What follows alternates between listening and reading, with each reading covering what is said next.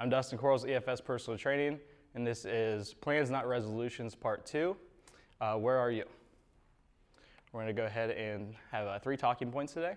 First one is reassessing your SMART goals, and then we're going to have number 2, which is how to stay motivated for the long haul. We're going to talk a lot about motivation today. And then number 3, recognizing progress and rewarding yourself. Jump right into it. We're going to reiterate what we did in the first presentation in Part 1. We're going to talk a lot about SMART goals.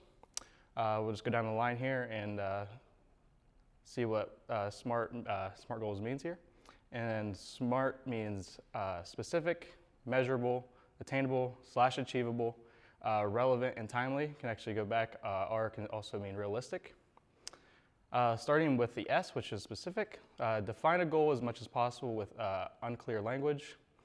Who is involved? What to do to accomplish it, where will it be done, and why am I doing this? And then next up is measurable. Can you track the progress and measure the outcome? And how much, how many, and how will I know when my goal is accomplished? Next is attainable / achievable. Is the goal reasonable enough to be accomplished, and how so? And then we go into relevance / realistic. Is the goal worthwhile, and will it meet your needs? And then timely. Your objective should include a time limit. Example, I will complete step by step for this week, this month, and this year. And our example here is I want to lose 2 pounds this week by increasing my frequency of weight training and cardio. So with our specific, we're very specific in this aspect as far as what we're gonna do, how we're gonna do it with the 2 pounds, and we're gonna be doing it by with weight training and cardio. It's measurable, it's 2 pounds in the calendar week, and it's attainable. Scientifically, we know that it's attainable to lose at least 2 pounds per week. You probably want to shoot for about 10 pounds overall for the month, try to kick it up the pace a little bit toward the end of the month. It's relevant and realistic. Like I said before, it's 2 pounds per week, so it's definitely realistic and achievable. And timely. You have the timetable to what you want to do. You want to lose the 2 pounds with the weight training and cardio at the end of the week. All right, and we're going to try to shy away, but kind of still stay on track with the SMART goals here. So we're going to jump into staying motivated. Staying motivated, the first thing we're going to talk about is making SMART goals. So you want to talk about making SMART goals. You want to do it for yourself. You want to just stay on track with that, and it can be a SMART goal between the week, the month, the year. You can have more than one SMART goal. Obviously, just make sure it's specific, measurable, attainable, realistic, and you can be done in a timely fashion. So we're going to shy away from the SMART goals a little bit and then go into staying motivated. First step here is take one day at a time. A lot of people, they kind of lose track of what they're doing as far as staying on track with themselves and staying on track with their goals. Because they're not taking it one day at a time, they're thinking too much far down the line. They realize where they are and where they want to be within, like I say, 3 months time span. And they really want to get there by doing it now and have instant gratification out of it.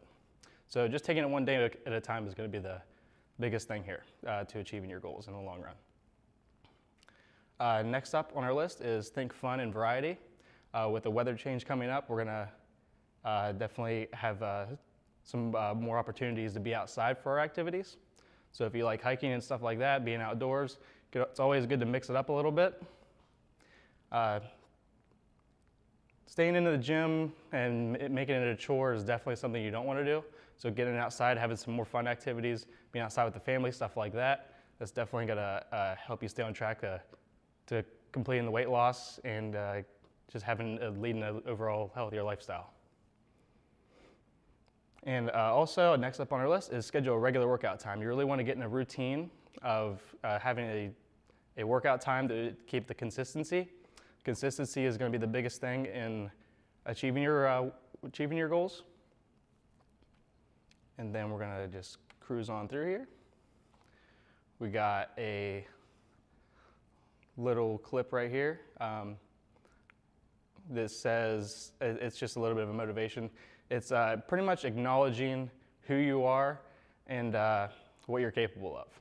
So this one, I want to just actually touch on strengthening your weaknesses first.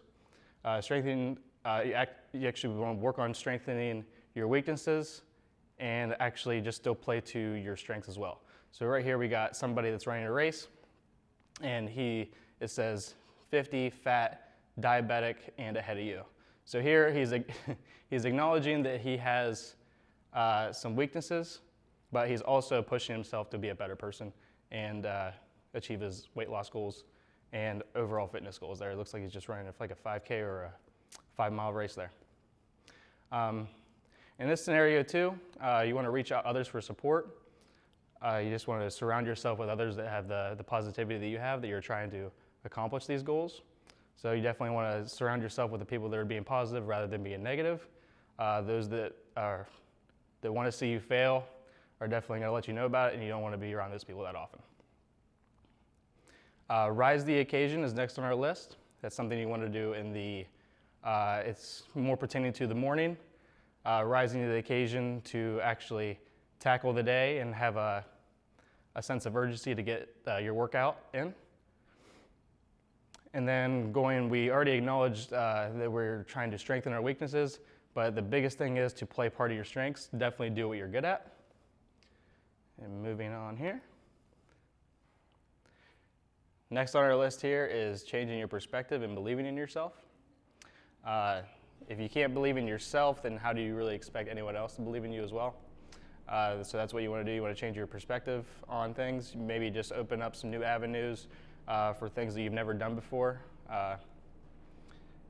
And just kind of leave your comfort zone a little bit. And then next here is treat yourself with respect. You also want to treat yourself, not only believe in yourself, but treat yourself with respect. If you're not treating yourself with respect, you can't really expect other people to respect you as well. Next is visualize accomplishing your goals. One of the biggest motivators for me is I'm actually visualizing myself accomplishing the goal. So once it actually happens, it's very satisfying to be in that moment that I actually worked for something so hard and I finally got there. And then finally, recognizing your progress. You want to just, any little things is just a key victory. So say you wanted to lose 2 pounds at the end of the week, but you actually only lost like 1.5, something like that. But it's still something to build on. The good thing is, the positive thing is, you're still losing weight, you're not backtracking. So just recognizing your progress, set small goals, and then just work on it from there. And be able to recognize it all in the process. Next, we're going to shy away from how to stay motivated, but more for progress and reward. Like I'm going to reiterate again, recognize your progress, strive for progress and not perfection. Just like the little victories, like I said, accomplishing your weekly goals, accomplishing your weekly goals is going to definitely help in the long run of accomplishing your monthly goals and yearly goals. So just a little progress is going to definitely help you in the long run of achieving your overall goals in the long run. Reevaluate your goals frequently. What you want to do is not only take your weekly, monthly, and yearly goals seriously, but you want to take the small goals just as seriously as the bigger goals that you have. And you want to reevaluate as much as you can. Say that you're trying to lose 10 pounds, but you ended up gaining a couple pounds.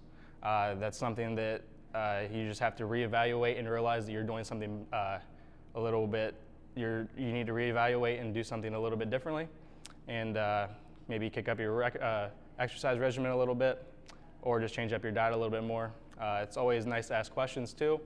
Ask those around you what they think that you should be doing, and if you're not doing something correctly, maybe they have some advice for you. It's always nice to ask questions. All right, and we got next in a progress reward is keep a workout nutrition log. We got a couple images here. The one's log being just because I'm being a little bit punny. But I just want to keep a workout nutrition log just because it's definitely going to help you keep on track with yourself. You're going to keep on track as you're going to know what the workout you did the day before. Not only that, but the week before, the month before, and how your progression is and where you are as far as where you at or time-wise. Like say that you held a 45-second plank 3 weeks ago, but now you're up to 1.5 minutes. Just keeping a nice little workout log, the little indicators like that, is going to be nice. Next is, I would say, invest in a fitness tracker, a Fitbit or Garmin watch. Don't know exactly how much this one was. It's probably like $100. I actually got it for Christmas.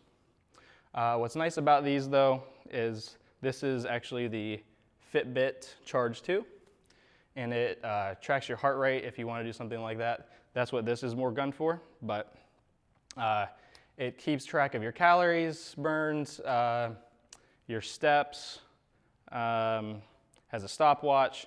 It's nice for when you're actually working out in the gym. You don't always have to check your phone like you see most people doing. It has notifications on here, so that's nice. But it actually, the biggest thing for me is just keeping track of your steps, and it lets you know how far you've traveled throughout the day, and it lets you know what you're averaging per day after your first week of having it. So that's nice. Next is don't compare yourself to others. A lot of people fall off track because they're comparing themselves with others rather than themselves. So the best version of yourself is a better version of who you were the day before. So you don't want to just look at somebody and say, hey, I want that. You want to look at yourself and try to get the little victories and try to get to that point where you're actually happy with yourself. And our last talking point here is going to be reward yourself. Right here we have 21 non-food rewards that you can reward yourself with. A lot of people do like to reward themselves with food, so this is a great way to look at a different aspect of it and rewarding yourself. A couple things on our list here is go hiking or camping. That's something that I would like to do to reward myself with. Another thing is like go out with some friends, something like that. Watch a movie, go on a road trip. That's something that definitely I would consider. The biggest thing is just rewarding yourself in ways that you know, consciously know that you are taking more strides to lead a healthier lifestyle. And that is actually it for our part 2 of plans, not resolutions. Let us know if you have any questions. We're here to help. Feel free to ask. And have a good weekend.